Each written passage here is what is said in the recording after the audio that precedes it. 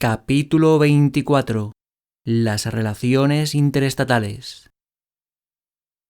Cada estado se ha hecho con el monopolio de la fuerza en un determinado territorio de dimensiones variables según las diferentes vicisitudes históricas. Puede definirse la política exterior o las relaciones exteriores como las relaciones existentes entre un estado concreto, A, y otros estados, B, C y D, y los habitantes de cada uno de ellos.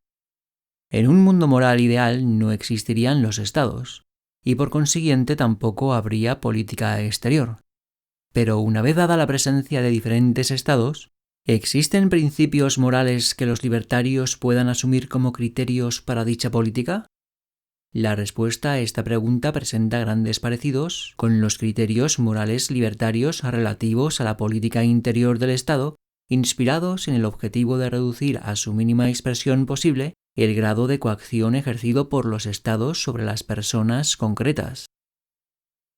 Antes de entrar en el análisis de las actividades de los diferentes estados, retornemos por un instante al mundo sin estados puramente libertario, en el que los individuos y las agencias de protección privadas por ellos contratadas circunscriben el recurso a la fuerza estrictamente a la defensa de sus personas y sus propiedades frente a la violencia. Supongamos que en este universo Pérez descubre que él o sus propiedades están sufriendo agresiones por parte de Gómez. Es lícito, como ya hemos visto, que Pérez rechace esta invasión utilizando una violencia defensiva. Pero ahora la pregunta es, ¿entra dentro del campo de derechos de Pérez llevar a cabo un acto de violencia agresiva contra terceras partes inocentes en el curso de su legítima defensa contra Gómez? Evidentemente, la respuesta es no. En efecto, la norma que prohíbe ejercer violencia contra las personas inocentes o contra sus propiedades tiene un valor absoluto. Debe ser respetada con independencia de los motivos subjetivos que pudieran aducirse para justificar la agresión. Es malo y delictivo violar la propiedad o la persona de otro, incluso aunque se sea un Robin Hood o se esté hambriento o se trate de rechazar el ataque de un tercero. Podemos comprender bien y simpatizar con los motivos que aparecen en situaciones extremas. Podemos, o mejor, pueden las víctimas o sus herederos, mitigar más tarde el castigo si el culpable es llevado ante los tribunales, pero lo que no podemos es evitar el veredicto de que la agresión constituye un hecho delictivo que las víctimas tienen derecho a repeler recurriendo a la violencia si es preciso. Resumiendo, si A, bajo la presión de una agresión o una amenaza de B, recurre a la violencia contra C, comprendemos que la mayor responsabilidad recae sobre B, pero seguimos tachando de agresión la acción de A contra C, una agresión que éste tiene absoluto derecho a repeler con el uso de la fuerza. Para describir la situación con pinceladas más concretas, si Pérez descubre que Gómez ha estado robando sus propiedades, le asiste el derecho a repelerle e intentar atraparle, pero a lo que no tiene derecho es a rechazarle bombardeando un edificio y causando la muerte de ciudadanos inocentes, o a intentar detenerle disparando con su ametralladora sobre un grupo de personas que no son culpables de nada. Si lo hace, es tan o más criminal agresor que el propio Gómez. Estos mismos criterios deben aplicarse en el caso de que tanto Pérez como Gómez cuenten con cómplices, es decir, si estalla una guerra entre Pérez y sus secuaces y Gómez y sus guardaespaldas. Si Gómez, al frente de un grupo de hombres, ataca a Pérez y éste y sus guardaespaldas persiguen a la banda del primero hasta su guarida, podemos muy bien aplaudir la valentía de Pérez. También podemos, junto con otros miembros de la comunidad interesados en repeler la agresión, apoyar financiera o personalmente su causa. Pero Pérez y sus hombres no tienen derecho, como tampoco lo tuvo Gómez, a agredir a ningún otro en el curso de su guerra justa. No tienen derecho a robar las propiedades de otros para financiar su empresa, ni forzar a otros, mediante el uso de la violencia, a sumarse a su cuadrilla, ni a matar a otros durante las operaciones para rendir a las fuerzas de Gómez. Si hicieran alguna de estas cosas, serían tan criminales como Gómez y estarían sujetos a cuantos castigos hay dispuestos contra la delincuencia. De hecho, si el delito de Gómez fue el robo y Pérez recurre al alistamiento forzoso para apresarle o mata en el curso de la persecución a personas inocentes, es más criminal que el primero, ya que matar o esclavizar es indudablemente mayor delito que robar. Supongamos ahora que Pérez, en el transcurso de su guerra justa contra los saqueos de Gómez, da muerte a algunas personas inocentes. Y supongamos que aduce en defensa de estos asesinatos que se atuvo simplemente al eslogan «Libertad o muerte». Se advierte de inmediato lo absurdo de esta defensa, ya que la cuestión no es si Pérez estaba dispuesto a arriesgar su vida en su guerra defensiva contra Gómez. El punto debatido es si, por alcanzar una meta legítima, estaba dispuesto a matar a personas inocentes. La acción obedecía en realidad al eslogan, absolutamente inadmisible, de «Mi libertad o la muerte de otros», un grito de guerra a todas luces mucho menos noble. Así pues, la guerra, incluso cuando es justa y defensiva, solo es lícita si la violencia se dirige única y exclusivamente contra los delincuentes. Podemos juzgar por nosotros mismos cuántos de los conflictos librados a lo largo de la historia se han atenido a este criterio. Se ha defendido muchas veces, especialmente entre las filas conservadoras, la idea de que el desarrollo de las mortíferas armas modernas de destrucción masiva, tales como las armas nucleares y bacteriológicas, solo presenta una diferencia de grado, no de especie, respecto a las armas más simples de las etapas anteriores. Nuestra respuesta es que cuando este grado afecta a numerosas vidas humanas, nos hallamos ante una diferencia verdaderamente enorme. Pero la réplica genuinamente libertaria es que mientras el arco y la flecha o el rifle pueden apuntar directa y únicamente a los delincuentes verdaderos y concretos, no lo pueden hacer las modernas armas nucleares. Y aquí sí que hay una fundamental diferencia de especie. Claro está que también el arco y la flecha se pueden utilizar con propósitos agresivos, pero sigue siendo cierto que se les puede asestar solo contra los agresores. Y no ocurre así, en cambio, con las armas nucleares ni con las bombas convencionales lanzadas desde el aire. Se trata de ingenios que buscan en sí mismos la destrucción masiva. La única excepción sería el caso, verdaderamente raro, de que todos los habitantes de una gran área geográfica fueran criminales. Debemos concluir, por tanto, que el uso de armas nucleares o parecidas, o la amenaza de su utilización, es un crimen contra la humanidad para el que no puede haber justificación. Esta es la razón de que no tenga ya validez el viejo cliché de que, a la hora de elegir entre la paz y la guerra, el elemento determinante no son las armas, sino la voluntad de usarlas. La característica básica de las armas nucleares es, precisamente, la circunstancia de que no es posible hacer un uso selectivo de las mismas. No pueden ser utilizadas según los esquemas libertarios. Por consiguiente, debe condenarse ya su simple existencia y el desarme nuclear se convierte en un bien que debe ser buscado en razón de sí mismo. De hecho, el desarme es, desde todos los puntos de vista de la libertad, la más alta de todas las metas políticas del mundo moderno. Precisamente porque el asesinato es un crimen más odioso que el latrocinio, el asesinato masivo, de tal alcance que puede llegar a amenazar a la civilización humana y a la supervivencia misma de la humanidad, es el peor de cuantos crímenes cabe imaginar. Y ocurre que, en nuestros días, se trata de un crimen perfectamente posible. ¿Es que los libertarios han de mostrarse indignados por los controles de los precios o por el impuesto sobre la renta mientras se encogen de hombros o defienden incluso positivamente el crimen último y definitivo del asesinato masivo? Si la guerra nuclear es totalmente ilegítima, incluso para los individuos que se defienden contra una agresión criminal, lo es mucho más aún la guerra nuclear e incluso la convencional entre los estados. Introduzcamos ya a estos estados en nuestro análisis. Dado que cada estado concreto reclama para sí el monopolio de la violencia sobre un área territorial, se dice que hay paz dentro de este territorio mientras no se oponga resistencia a las depredaciones y extorsiones estatales. Es decir, mientras la violencia siga siendo unidireccional, mientras vaya desde el Estado hacia el pueblo, de arriba a abajo.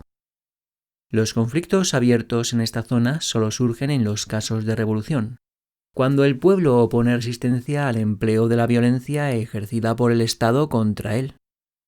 Ambos casos, Tanto el pacífico de ausencia de resistencia frente al Estado como el de abierta resistencia revolucionaria pueden ser calificados de violencia vertical, desde el Estado contra sus ciudadanos o a la inversa. En el mundo actual, cada región del planeta está gobernada por una organización estatal. Hay, pues, un cierto número de estados diseminados por la superficie de la Tierra y cada uno de ellos ejerce el monopolio de la violencia sobre su propio territorio. No existe un superestado que detente el monopolio de la violencia sobre todas las regiones. Nos hallamos, pues, ante una situación de anarquía entre los diferentes estados. Por tanto, salvo las revoluciones, que solo ocurren esporádicamente, la violencia abierta y los conflictos bilaterales en el mundo solo se dan entre dos o más estados. Esto es lo que se denomina guerra internacional o violencia horizontal. Existen diferencias de fundamental importancia entre las guerras entre estados, por una parte, y las revoluciones contra el Estado o los conflictos entre las personas privadas, por la otra. En las revoluciones, el conflicto estalla dentro de un mismo territorio, ya que tanto los secuaces del Estado como los revolucionarios moran en la misma zona. Las guerras entre diferentes estados se libran, por el contrario, entre dos grupos, cada uno de los cuales detenta el monopolio sobre su propia área geográfica, es decir, se libra entre moradores de diferentes lugares. De esta diferencia se derivan algunas importantes consecuencias. 1. En las guerras entre diferentes estados, es mucho más fuerte la tentación de recurrir al uso de armas de destrucción masiva. Si la espiral armamentista en un conflicto intraterritorial adquiere proporciones demasiado grandes, cada una de las partes en conflicto intentará aumentar la capacidad de las armas dirigidas contra el adversario. Ni un grupo revolucionario ni un estado en lucha contra la revolución pueden recurrir al empleo de armas nucleares. Pero cuando cada uno de los bandos combatientes ocupa distintos territorios, es enorme el campo de aplicación para las armas modernas y puede entrar en liza todo el arsenal de la devastación masiva. 2. La segunda consecuencia lógica es que mientras que a los revolucionarios les resulta posible fijar sus blancos y circunscribir sus acciones a los enemigos de su Estado, evitando de este modo las agresiones contra la población inocente, esta concreción es más difícil en las guerras interestatales. Esta situación era ya evidente incluso con las armas antiguas, pero con las modernas resulta de todo punto imposible esta delimitación de objetivos. Y 3. Si se tiene en cuenta además que cada estado puede movilizar a todos los habitantes y todos los recursos de su territorio, el estado oponente puede considerar que todos los ciudadanos del primero son, al menos transitoriamente, sus enemigos y considerarlos objetivos bélicos. De donde se desprende como consecuencia casi inevitable de las guerras entre estados que cada bando combatiente perpetre agresiones contra la población inocente, es decir, contra las personas privadas del bando contrario. Esta poco menos que forzosa conclusión se convierte en certeza absoluta cuando se utilizan las armas modernas de destrucción masiva. Si una de las características específicas de las guerras interestatales es la interterritorialidad, otro de sus atributos únicos es que cada uno de los estados beligerantes vive a expensas de los impuestos de sus súbditos. Por consiguiente, toda guerra de un estado contra otro implica un aumento y ampliación de la agresión de la fiscalidad contra el propio pueblo. Los gastos derivados de los conflictos entre personas privadas pueden ser, en general, voluntariamente sufragados por las partes en litigio. También las revoluciones pueden ser a menudo financiadas y sostenidas mediante aportaciones voluntarias de los ciudadanos. Pero las guerras de unos estados contra otros solo pueden ser costeadas mediante agresiones contra los contribuyentes. En consecuencia, todas las guerras interestatales implican un aumento de la presión de los impuestos de los estados beligerantes, y casi todas ellas, en el caso de las guerras modernas, acarrean máximos niveles de agresión, asesinatos, contra la población civil inocente del estado adversario. Las revoluciones, en cambio, cuentan a menudo con financiación voluntaria y pueden circunscribir sus actos de violencia a los gobernantes. Y, en fin, los conflictos privados pueden reducir el círculo de su violencia a los delincuentes reales. Debemos, pues, concluir que mientras algunas revoluciones y algunos conflictos privados pueden ser legítimos, deben condenarse siempre las guerras entre estados. Algunos libertarios podrían aducir la siguiente objeción.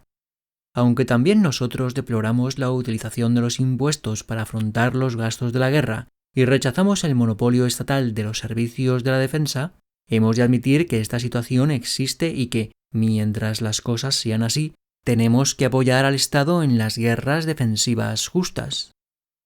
Pero a la luz de las anteriores reflexiones, puede replicarse a este argumento como sigue. Sí, el Estado existe, y mientras sea así, la actitud de los libertarios debería consistir en decirle: muy bien, existes, pero mientras existas, reduce al menos tus actividades a las áreas en las que impones tu monopolio. En suma, los libertarios están interesados en reducir a su mínimo posible las áreas de agresión del Estado contra las personas privadas, sean nacionales o extranjeras. Y el único medio para conseguirlo, en los asuntos internacionales, es que los ciudadanos de cada país presionen sobre sus respectivos gobiernos para que circunscriban sus actividades a los campos que tienen monopolizados y no lleven a cabo agresiones contra los monopolios de otros estados y más en particular contra los ciudadanos sobre los que gobiernan. Resumiendo, el objetivo de los libertarios es confinar a todos los estados existentes al menor nivel posible de invasión de las personas y las propiedades. Y esto implica, entre otras cosas, el rechazo total de la guerra. Los pueblos deben presionar sobre sus respectivos estados para que no ataquen a otro, y si el conflicto ya ha estallado, para que negocien la paz o declaren el alto el fuego con la mayor rapidez físicamente posible. Supongamos ahora que tenemos la rara fortuna de que contamos con un Estado que está tratando de defender de verdad la propiedad de cada uno de sus ciudadanos. El ciudadano A del país A viaja por o invierte en el país B y este Estado B ataca a su persona o confisca sus bienes. Nuestro libertario crítico arguirá que se da aquí un caso claro y patente en el que el Estado A debe amenazar con la guerra e incluso hacerla contra el Estado B para defender la propiedad de su ciudadano. Dado que el Estado, se argumenta, se ha reservado para sí el monopolio de la defensa de sus ciudadanos, tiene la obligación de acudir en su ayuda incluso, si es necesario, mediante acciones bélicas, y los libertarios deben apoyar este tipo de guerra justa. Pero el contraargumento aduce que el monopolio de la violencia y, por tanto, de la defensa de cada Estado se limita a su propio territorio. No tiene este monopolio, ni mucho menos la capacidad de hacerlo efectivo, sobre otros estados. De donde se sigue que si un habitante del país A se desplaza a o invierte en el país B, los libertarios tienen que jugar sus cartas con el Estado monopolista de este segundo país, y sería inmoral y criminal que el Estado A aumentara la presión fiscal sobre sus ciudadanos para hacer la guerra y matar a numerosas personas inocentes del país B en defensa de las propiedades del viajante o del inversor. Debe también señalarse que no hay defensa posible contra las armas nucleares y que, por tanto, los estados no pueden poner en práctica ningún tipo de defensa internacional mientras tales armas existan. El objetivo libertario debe consistir, por tanto, y fueran cuales fueren las causas específicas de un conflicto, en presionar sobre los estados para que no desencadenen guerras contra otros estados, y si han estallado, para que hagan cuanto esté en su mano para que cesen y negocien un alto el fuego y un tratado de paz con la mayor celeridad de que sean capaces. Esta meta estaba ya, dicho sea de paso, inscrita en las antiguas leyes internacionales de los siglos XVIII y XIX, que proponían el ideal de que ningún Estado debería invadir el territorio de otro, lo que hoy llamaríamos coexistencia pacífica de los pueblos. Supongamos, con todo, que a pesar de la oposición libertaria, se ha desencadenado una guerra y que los estados beligerantes no están negociando la paz. ¿Cuál debería ser en estas circunstancias la actitud de los libertarios? Evidentemente, reducir en la mayor medida posible el alcance de los ataques contra la población civil inocente. Las viejas leyes internacionales disponían de dos excelentes instrumentos para conseguirlo: las leyes para tiempo de guerra y las leyes de neutralidad o de derecho de neutralidad. Estas segundas perseguían el objetivo de confinar las acciones bélicas a los estados combatientes para que no se produjeran agresiones contra terceros países y más en concreto contra los ciudadanos de otras naciones. De ahí la importancia de los venerables y olvidados principios americanos de libertad de los mares y las severas limitaciones impuestas a los derechos de los países beligerantes de reprimir el comercio neutral con el país enemigo. En síntesis, la postura libertaria consiste en inducir a los contendientes a respetar plenamente los derechos de los ciudadanos neutrales. Las leyes para tiempo de guerra fueron diseñadas para limitar todo lo posible la violación de los derechos de la población civil de los países beligerantes. Como señala el jurista británico F.J.P. Bill, el principio fundamental de este código era que las hostilidades entre pueblos civilizados deben limitarse estrictamente a las fuerzas armadas que entran en combate. Establecía una distinción entre combatientes y no combatientes y afirmaba que el objetivo único de los primeros era luchar entre sí y que, por consiguiente, los segundos debían quedar excluidos del área de las operaciones militares. Al condenar todas las guerras, fuera cual fuere su causa, los libertarios no ignoran que pueden darse diversos grados de culpabilidad entre los diversos estados beligerantes de una guerra concreta. Pero su idea básica es la condena de todos cuantos participan en ella.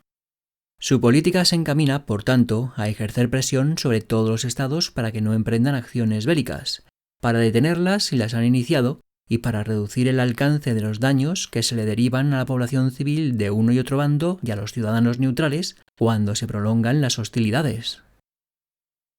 Uno de los corolarios de la política libertaria de la coexistencia pacífica y de la no intervención entre los diferentes estados es la abstención rigurosa de proporcionar cualquier tipo de apoyo externo a los estados contendientes.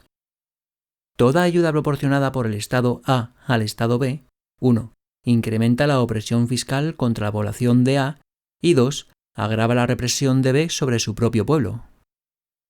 Veamos cómo se aplica la teoría libertaria al problema del imperialismo. Puede definirse el imperialismo como la agresión y subsiguiente imposición del gobierno del estado A contra la población del país B, que queda, a partir de ahora, sometida al dominio de una potencia extranjera. Este dominio puede ejercerse bien directamente sobre B o bien indirectamente convirtiéndole en un estado satélite de A. La rebelión de los ciudadanos de B contra el dominio imperialista de A es desde luego legítima siempre en el supuesto de que los revolucionarios abran fuego solo contra los gobernantes. Los conservadores y algunos libertarios han sostenido a menudo que debe tolerarse el imperialismo occidental sobre los países subdesarrollados porque respeta los derechos de propiedad en mucha mayor medida que cualquiera de los regímenes nativos sucesores. Pero para empezar, juzgar lo que puede venir a continuación del status quo es puro ejercicio especulativo, mientras que la opresión de los actuales dominadores imperialistas sobre la población de B es demasiado real y culpable. Y en segundo lugar, este análisis pasa por alto los perjuicios que el imperialismo causa a los contribuyentes occidentales, obligados a pagar la factura de las guerras de conquista y luego la del mantenimiento de la burocracia imperialista. Ya solo por esta segunda razón deben los libertarios condenar el imperialismo.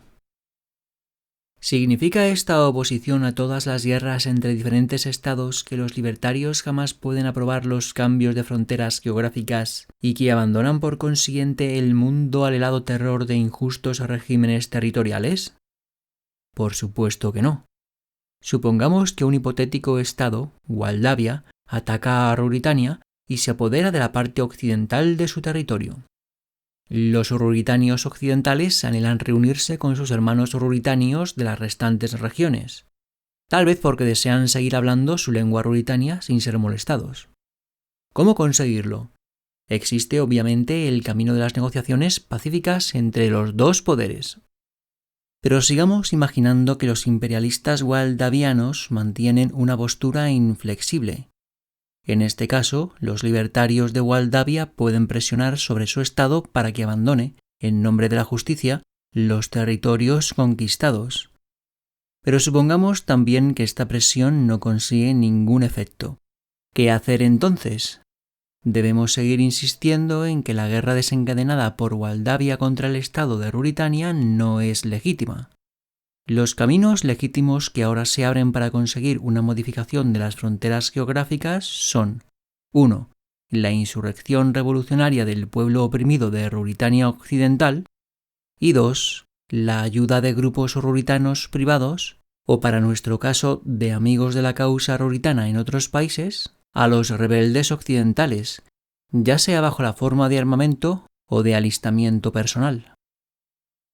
Debemos mencionar finalmente la tiranía interior, compañera inseparable de las guerras entre estados. Una tiranía que de ordinario se prolonga durante mucho tiempo después del cese de las hostilidades. Randolph Bourne advirtió que la guerra es la salud del Estado. Precisamente a través de las guerras es como consigue el Estado hacerse con sus propiedades, hinchando su poder, su tamaño, su arrogancia, su dominio absoluto sobre la economía y la sociedad. La raíz mítica que capacita al Estado para engordar con la guerra es el bulo de que a través de ella defiende a sus súbditos. La realidad es exactamente todo lo contrario. Pero si es cierto que la guerra es la salud del Estado, no es menos cierto que configura también su mayor peligro.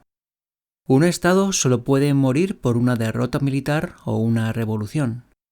En la guerra moviliza frenéticamente a los ciudadanos para que luchen por él contra otro Estado, bajo el pretexto de que es él quien lucha por ellos. La sociedad se militariza y estataliza, se convierte en rebaño, intenta matar enemigos, desarraigando y reprimiendo toda disidencia respecto al esfuerzo de la guerra oficial, traicionando alegremente la verdad en beneficio de un supuesto bien público. La sociedad pasa a ser un grupo armado, con los valores y la moral, en expresión de Albert J. Nock, de un ejército en marcha.